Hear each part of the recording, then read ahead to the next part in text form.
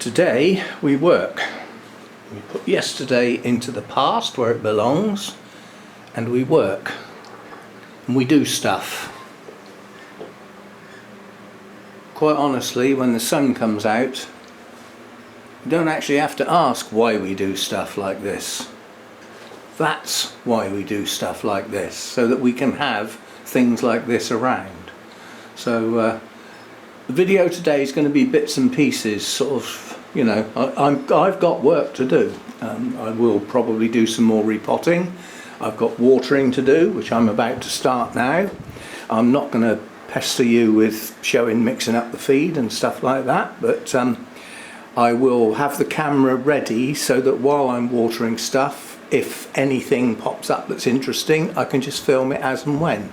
So that's what the video is going to look like, bits and pieces just randomly strung together as they occur. So let's get going before my coffee gets cold. Right, this one's a bit of a miraculous recovery. More coffee. The plant died and I rescued two kikis, which is what we have here, and the two kikis have grown on. It's got a good root system, although that root system currently is tired. Hopefully if we get some new growths, we will get new roots to go with it, but there's quite a few roots on the plant. Now, since we last looked, this spike here has pushed on a bit, and there's a new nubbin starting here. So it looks like we'll get another spike on this cane. Now on this cane here, it's doing the same thing. The spike's pushing on, and it looks like there's a good nubbin here. But on the two older canes, we have one here, and on this one we have one here. So we've got nubbins on the old canes as well as the new ones. So this is Dendrobium tortilli.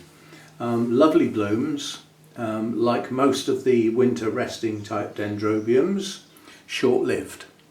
Not many of those last a long time. You're lucky to get 3 weeks out of some of them, and some of them are like 10 days. Which is a lot of fuss and bother for a very short-lived period if you think about it. So they're not the best in the world, but the blooms do tend to tempt you. Anyway, that's that one.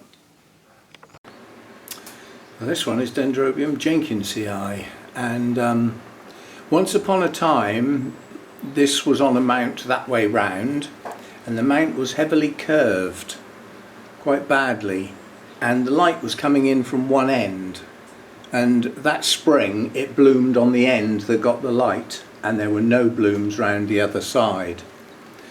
Now I put it on this this type of mount, which was a gift, and this was a suitable plant to try on it. We have one spike, and that's all I can see anywhere on the plant. One spike. And that'll only be 3 or 4 blooms, because you don't get many blooms on these. So this one, I would suggest, didn't get enough light this winter. This could be an ongoing story. But anyway, at least there's one spike, so we will see some blooms. But if there were going to be any other spikes, I'd probably see them by now, and they're not there. So that may be it this year. So what we've got to do is put the effort into as many new growths as possible, feed and water well and all that sort of stuff, and keep it quite heavily shaded towards the end of the year, so that the light in the winter seems a lot brighter than it was when it was growing, and maybe that'll improve it. So that's that one. This is a first for me. I haven't had this plant long. This is Dendrobium Cygnatan, and the obvious thing it's doing is pushing up some kikis.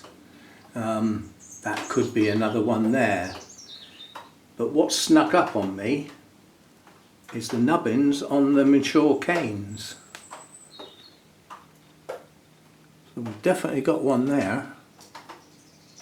And on the other one we've got 1, 2, 3, 4. We're going to get some blooms on that. So that'll be a first time bloomer. I haven't had it a really long time. Can't remember where I've got a feeling I got that from Lynn. But either way, we're going to get some blooms, and they will be first time blooms for me, so that'll be good. I moved off the mounts now onto the holy clay pots, Cattleya types. This is my Laelia purpurata variety striata that's been sitting there doing nothing all winter, which in fact is exactly what it's supposed to do. But it's not a happy plant. It's two pieces and one piece has a new growth. So it's doing something. I'm not going to disturb it. I think it can stay in that pot. Now this new growth will probably put some roots down outside the pot. Some will cling to the pot. That will be a problem for later when I do try and repot it. But it will give it chance, by not being disturbed, to get some strength back into it for now. So we'll let that one go over the side of the pot if it wants to. Some of its roots will go down in the pot, and the previous growth that hasn't matured properly, and I don't think will, basically has a lot of roots down in the pot. The other piece over the other side is showing no signs of life yet, but at least one side is. So that's one out of the two plants that should make it now as a consequence of that new growth. We'll see what we can do. Right, that's it for this video, just a few bits and bobs. I peeled off halfway through this to repot some Phalaenopsis, but I'll load that as a separate video because it will need a proper title and everything so that it hopefully comes up in searches. But yes, I've done a separate video repotting 3 Phalaenopsis fast. And now I'm going to repot one of my bonsai, and if I stay in the mood I might do 2. And that gets rid of most of the repots on that list. There's still some more, but I'm getting that list down to manageable now. Anyway, so that'll do for this video. See you next time. Thanks for dropping by.